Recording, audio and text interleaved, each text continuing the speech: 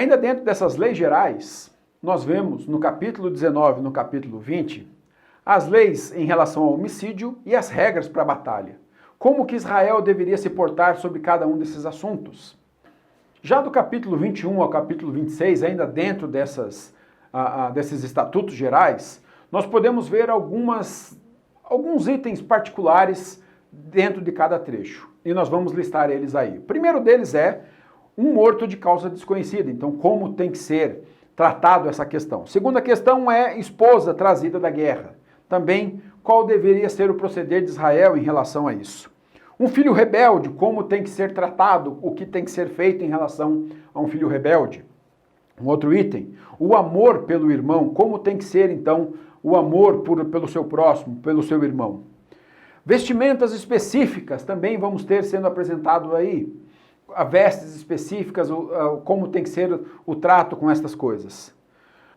Há também uma lei, que é até interessante, que se chama a lei do parapeito, que ele vai apresentar, por exemplo, quando você fizer uma edificação, no seu terraço, você vai ter que construir um parapeito. Porque qual era a preocupação? Era justamente a preocupação com o seu próximo. Preocupação com as crianças, preocupação com o seu vizinho poderia subir lá e de repente ter um acidente. Então há um cuidado e uma preocupação de Deus até a este nível.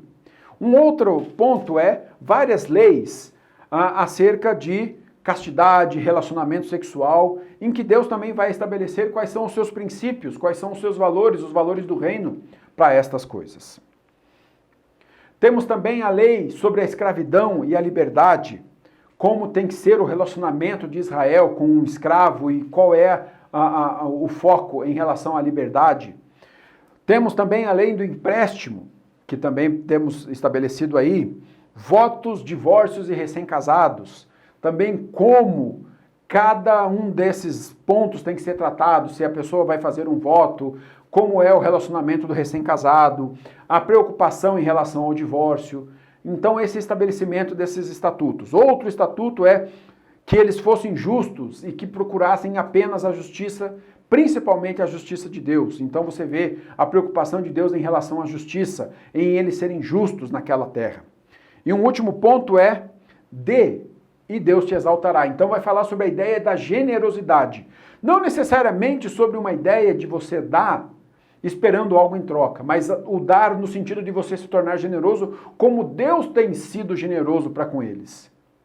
Se nós pararmos para pensar principalmente nesse aspecto, e generosidade é algo que para nós é muito complicado ainda, mas o que Deus está querendo dizer, olha, vocês estão possuindo essa terra não por algo que vocês tenham feito, mas porque eu fui generoso para com vocês, porque eu cuidei de vocês, eu livrei vocês dos inimigos, eu tirei vocês da escravidão. Por isso sejam generosos também, sejam generosos com os outros. Que isto vai representar para você, eu vou honrar vocês. E nós pensamos normalmente em honra, mais na questão financeira, se eu der, Deus vai me dar mais. Não, não é esse aspecto. Essa honra, Jesus mesmo vai dizer que mais bem-aventurado é dar do que receber. Porque quando nós temos a oportunidade de dar, significa que nós estamos sendo abençoados. Por isso podemos dar. Por isso podemos ser mais bem-aventurados. E aqui é realmente essa ideia. Você dá ao próximo com generosidade, Deus ele vai honrar essa sua generosidade. E agora nós vamos ver então as cláusulas praticamente do pacto, as bênçãos e as maldições, e elas começam no capítulo 27 e elas se estendem até o capítulo 30. Olhando o capítulo 27, você pode observar aí que nós vamos ter as cláusulas do pacto. Nós vamos ver Deus usando a vida de Moisés, ele vai reunir Moisés, os anciãos de Israel e todos aqueles, e ele vai primeiro proferir uma série de maldições no Monte Ebal. E trazendo todas essas maldições, aí ele vai terminar, inclusive se você observar ali no versículo 26, ele vai dizer, maldito aquele que não confirmar as palavras desta lei, não as cumprindo. E todo o povo dirá amém. E aí ele vai entrar no que nós chamamos de bênçãos e maldição. As bênçãos e maldições, elas vão mostrar para nós de que o caminho da obediência, ela vai nos trazer todos esses benefícios. Mas, de novo, uma ênfase que eu gostaria de dar. O benefício, ele é consequência desse relacionamento com Deus. Não é uma troca que Deus faz.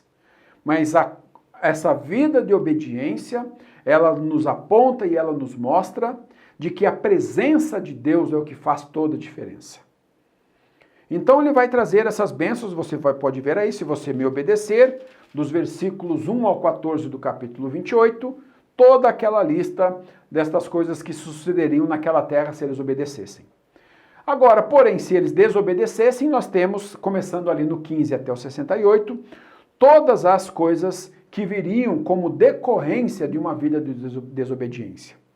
E se você observar, é interessante que a lista, se nós fôssemos enumerar uma quantidade, se fôssemos quantificar, a ausência da presença de Deus no nosso meio traz uma lista gigantesca de coisas às quais nós estamos suscetíveis. Então a lista ela é muito maior do que necessariamente a lista das bênçãos. Porque, de novo, a maior bênção que nós temos quando nós obedecemos é a presença do próprio Deus. Então aqui nós vemos estabelecido a cláusula de que se vocês obedecerem, isso vai acontecer. Se vocês desobedecerem, isso vai acontecer. E aí chegamos ao final, quando temos Moisés dizendo, olhando a terra, falando as últimas palavras ao povo, Deus o leva para que ele possa admirar a terra, como ele havia prometido no deserto.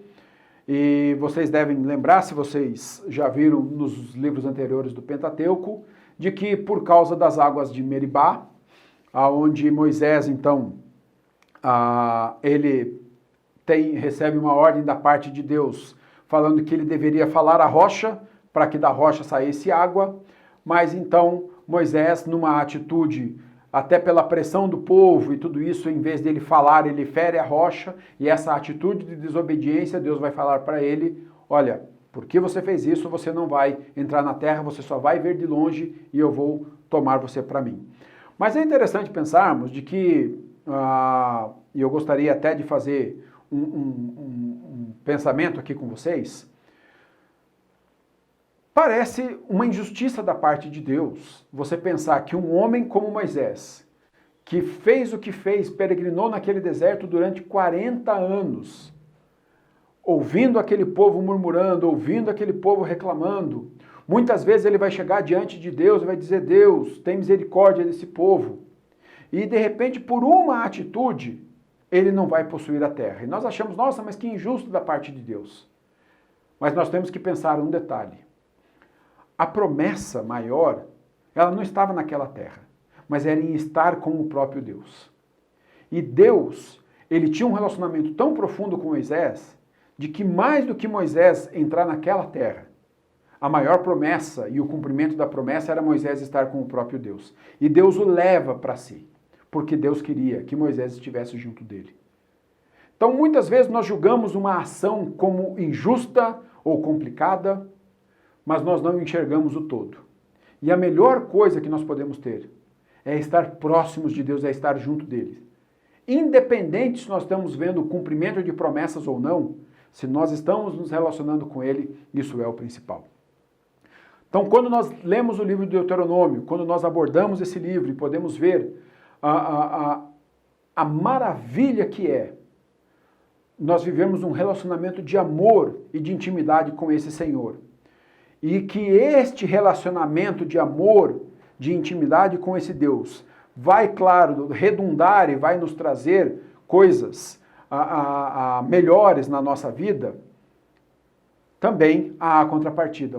O quanto uma vida de desobediência vai gerar não só um afastamento de Deus, mas estarmos suscetíveis às coisas que muitas vezes nós nem sequer imaginávamos que estaríamos suscetíveis. Não estou querendo dizer com isso de que necessariamente uma situação complicada, uma situação difícil é decorrência de uma vida de desobediência. Não é isso. Até porque o próprio Jesus afirma de que no mundo nós passaríamos por aflições, nós teríamos situações difíceis, nós experimentaríamos tribulações, inclusive por causa do nome dele, nós seríamos perseguidos, inclusive.